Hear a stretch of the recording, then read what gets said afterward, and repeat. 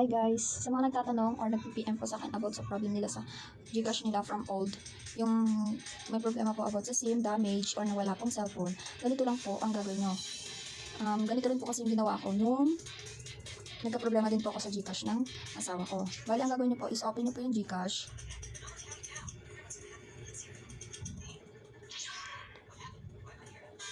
Then pag open nyo po kay Gcash, pupunta po kayo kay Help Center.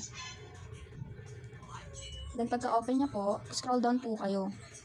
Ayan, hanapin nyo po si Protect Your Gcash Account. Click nyo po siya. Then pagka-click nyo po sa Protect Your Gcash Account, click nyo po si Account Secure. And then scroll down po. Sa pinakababa po ay makikita or hanapin nyo po si I lost the SIM or phone where my Gcash account is registered. Mas mabilis po kasi mag-process kay I lost the SIM or phone where my Gcash account registered.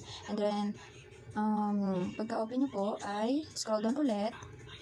Then, hanapin nyo po si transfer funds from your old number to new number. Click nyo lang po din yan.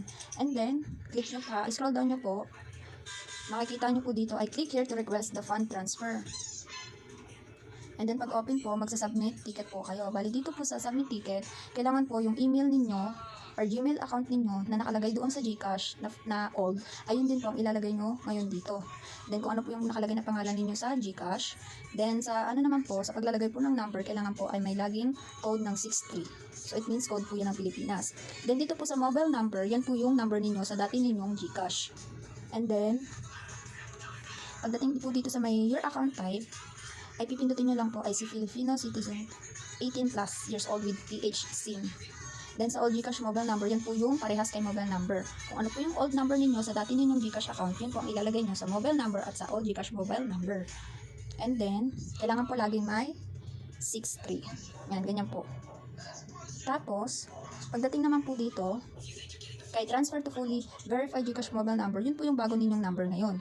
Na ang dapat po yung new number nyo po ngayon is fully verified kay Gcash. Kasi kung hindi po fully verified ang Gcash ninyo, hindi po ito mapaprocess ng mabilis or hindi ito mapaprocess ng Gcash if ever na hindi pa po fully verified ang Gcash niyo. Kaya kung ako po sa inyo, bago niyo po gawin ito, siguraduhin niyo po muna na fully verified ang Gcash number niyo. And then kung fully verified Gcash number naman po, tuloy-tuloy niyo po ang pag-fill up dito. So, kung ano po yung first name niyo sa old Gcash, middle name, last name, yun din po ang ilalagay niyo dito. Then, pagdating po dito, kung ano po yung birthday nyo, yun din po ang ilalagay nyo dito. And then, kung ano po yung email address or email na nakaregister doon sa old account niyo, yun din po ang ilalagay nyo dito. And then, pag tinanong kayo dito, what happened to your old number? Ang gagawin nyo po ay, depende po, kung deactivate SIM, lost SIM, stolen SIM, damaged SIM, tapos, ayan po, pipili kayo sa pinakatatlo. If ever na wala yung SIM card ninyo or nanakaw yung cellphone, piliin nyo po si lost SIM or stolen SIM. If ever naman po nagkaroon ng problema ang SIM card ninyo, for example, nasira, naputol, pipiliin nyo po is damaged SIM.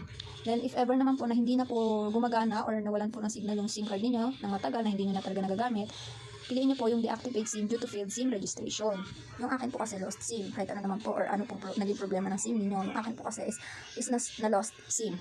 Then kung natatandaan nyo po kung magkano yung laman ng Gcash nyo, ilalagay nyo po. For example, 2,000 ang laman ng Gcash ninyo from old. Then, sa last 4 digit of your Gcash master, kung wala naman po, ang ilalagay nyo po dyan ay NA. Then dito po sa GSure policy number, NA lang din po. Then, do you have a subscription in G-Life? No. Then, click nyo lang po, click nyo lang din po ito, pati ito, hanggang baba. Then, dito po, please share what happened or add other information about your concern. Mag-add lang po kayo ng konting info about sa nangyari sa SIM card ninyo. Then, pagkatapos nyo po dito mag-share ng kaunting info about sa nangyari sa SIM card ninyo, dito po tayo kay upload a photo or attachment that can help us assist you with your concern. So, it means dito, mas maganda po kung dalawa ang isisend ninyo. Isang picture or isang ID na pinicturean ninyo po na makikita ang name, especially name and birthday nyo po kasi dyan po sila bumabase. Then, yung isa pong i-upload nyo is yung habang hawak nyo po yung ID na ginamit ninyong pang-send dito sa unang, parehas ang sinend ninyo sa unang, in-upload yung unang file. Bali, isang ID picture na pinicturean nyo po, then isang picture or isang file na hawak nyo po ang ID, tapos mag-picture po kayo, then i-upload nyo po, pagkatapos po ay magsasubmit po kayo. And then, pag nasubmit po yan, yung Gmail po, lagi nyo pong i-check. And then, pag chinek nyo po, dun po ninyo malalaman kung anong ipapagawa sa inyo ni Gcash or ni agent from Gcash, gagawin nyo po at susundin yun. If ever po na may ipagawa si Gcash or yung agent, gawin nyo po kasi mas mapapabilis po yung pag-process ng pag-transfer ng funds ninyo.